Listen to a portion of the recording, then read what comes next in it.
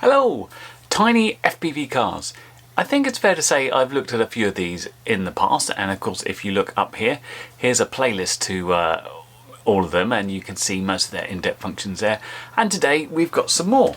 We've got this box here which contains a Q25 2011, which is kind of the main set of them, the Q25, and we've also got a new off-road vehicle which is the OR41 3013. And the slight difference here is they've kind of changed their branding a little bit. This started out as a Diatone brand and then went to Just Air and then SNT, and now it's gone to SNICLO, and you'll see that around all over. And I haven't had one of these big boxes for a while, so I thought I'd get it open, see what's in there, see what's changed. This is, I believe, the full setup. This is the FPV one. So what you should get in here is the card, the controller, and the FPV goggles. Has anything changed, or is it just a simple rebrand? Let's find out. Open the box. And in the box we get the normal instructions, some stickers, charge cable plus a keyring. The car itself, also referred to as the Qt, I understand why, and you can see that's got the FPV camera as well in there. Further down we have the controller, and just seeing what sort of battery this has in it. Yeah, that has the adapter to put 3 AAA batteries inside. Delving under this foam, we've got the FPV goggles, and those also have charge cable and 2 little rubber duck antennas. So not an awful lot's changed. The branding on the side is mainly it. Anyway, that's the full FPV setup. Meantime, and more excitingly for me, because I really do like these little off-road things, I want to see what the updated model of this looks like. Done it again, they've put the rock in. If you haven't noticed by now, these off-road things come with a rock for you to post them on, which I think is hilarious, but certainly interesting. And so in the box we have the charge cable, we have some spare tyres, we have the rock, and we've got this.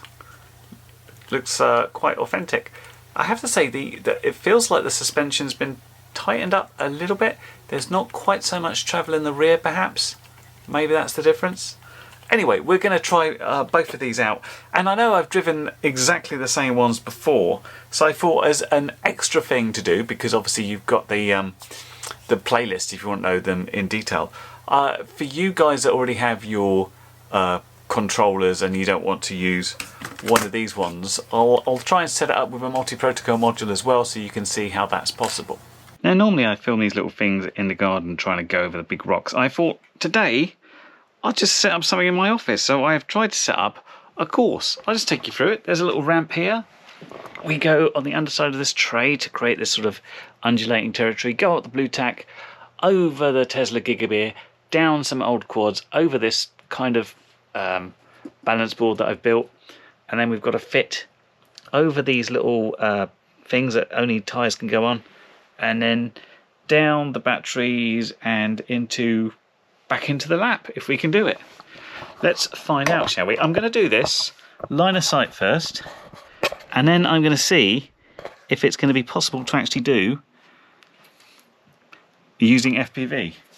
Now I'll probably change the camera as I go, so let's get going. Here we go.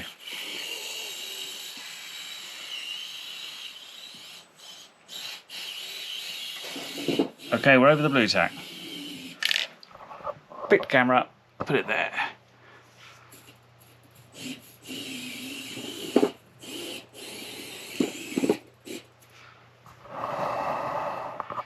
Will we get over my hastily built seesaw type thing? It's not exactly built, it's a few pieces of foam board not exactly stuck together. Ooh, that was dodgy. Now the quite difficult balance over here. It's not so bad because I can kind of see it straight on. I can't go up there slowly. It needs a proper needs a proper like get up there in one sort of thing. Okay, this is looking alright, this is looking alright. Let's change that round again.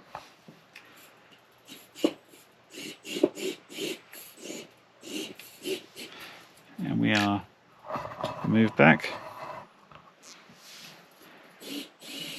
Over the battery, over another battery, over a whoop store, and we are done. Yeah, look at that. Fun times in the office. So, can we do FPV? Let's put the camera on and find out. It was then I realised that I was using part of the battery for my goggles as the course. So we'll have to just sit close by, and I'm gonna go ahead and try this out now. That is on. Okay, let's go try and get lined up here and get on. And yep, we are off over the undulations, onto the Brutac, onto the Tesla Gigabit, make a good turn, onto the Lizard. Oh, we haven't left ourselves much room for turning there. Straighten up if we can. Ooh, that was a big bash. Okay, try and get lined up on the seesaw.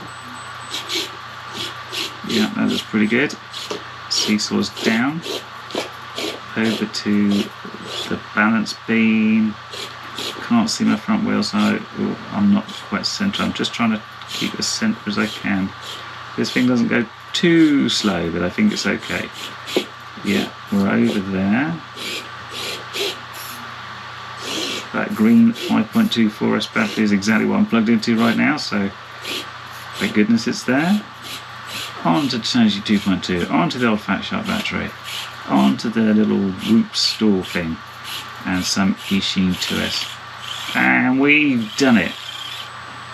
Yay! Celebrate. I did it! Truth be told, that did take more than one go, about 15 or so before I managed to get a clean run. It's kind of fun to try things. The stuff like those things, particularly hard in FPV, you really can't tell where your wheels are, but it's interesting to try and learn it. But yeah, I'm always having a lot more fun with these little 4x4 things. I think they're really, really good fun to try. But anyway, that's that one. Okay, you kind of see why it's called the Cute, can't you? It is pretty cute. And although the lights look like they're flickering here, they really don't do so in real life. Light-wise, you've got headlights off, sort of weak and stronger. On the underside, currently set to blue, that can go off, and has all these different colours. I kind of like that sort of lightish blue one. And I think, of course, you've got indicators as we turn the wheel. They don't show up very well in this light. I can see them fine in real life. But let's have a quick drive around this little guy.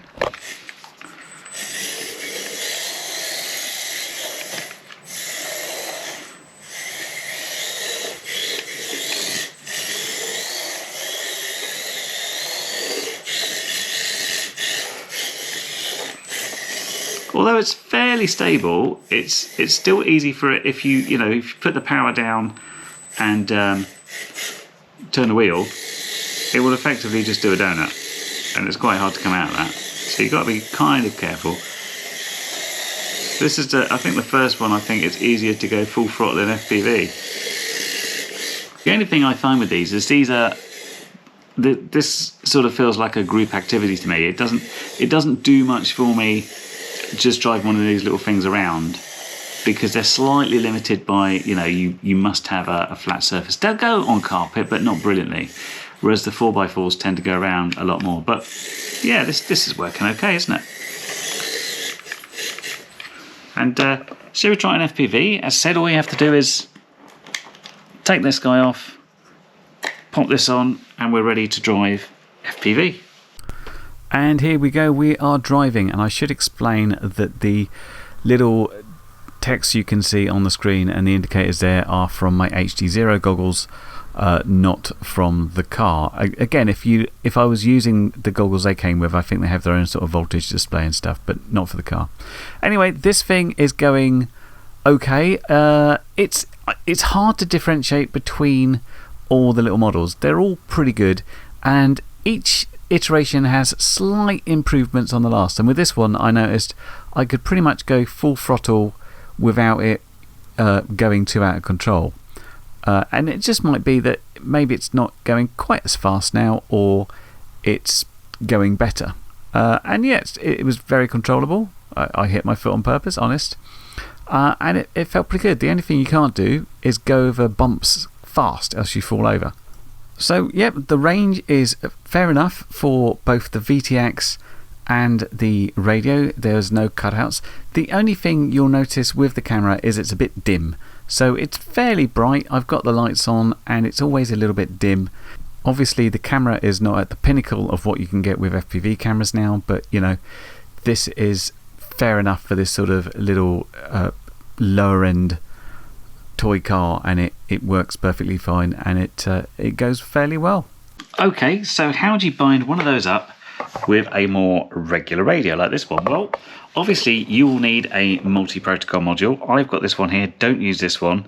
This was an early one, and it had, I think, a fake chip or the wrong chip in it, and it only has half the flash memory. So if you get this, you're in trouble. You have to basically cut half the protocols out, or use a really old version, which I'm doing, which is why I'm always a little bit worried that things might have changed. I hope not, but you know, just in case they do, I'm sure it's very similar, but just beware. What you want to do is go ahead and obviously set your external RF to multi using the fly sky type, and then what we need to do is, if we just turn this guy on,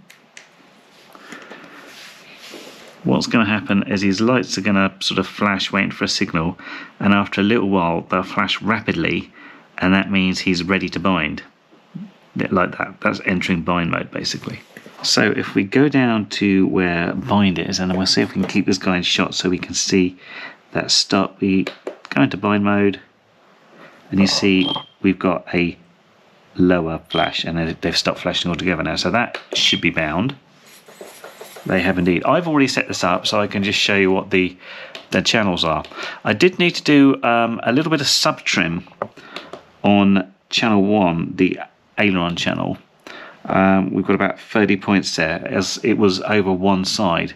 And what you've basically got here is channel 1 is steering, channel 2 is throttle, channel 3 is the underlights, channel 4 is the VTX on and off, and channel 5 is the headlights. I've assigned steering and reverse and forwards to this one, so you see I can steer that around like that. I've done that because when you're dealing with having to reverse, you kind of need the throttle to spring back to center, but you know, set up how you like. As mentioned there, we've got our underlights, which I don't know how well you can see this. Underlights are, which ones? Not that one, this one. If I press this button, you can see them changing. And interesting on this, if you put them on like a throttle stick and stuff, you can go through the range, so you can set this up to constantly move. Headlights are channel 5. I'll show that one because that's assigned to this one. Off and half bright and then bright. Again, these look like they're flickering, but they're not. Then we've got the VTX. So if you look, if we put it here, the ultimate is see. If you look for the red light there, when it's not on, the VTX isn't running. If we just flick that switch, you'll see the light comes on. That means the VTX is on. Flick the switch again to turn it off. So quite handy for people who, you know, have proper radios and don't, you know, want to have to go ahead and buy a radio just to do it again. I mean, it is slightly easier, I think, with a wheel to use, but yeah, certainly usable and doable using a regular radio.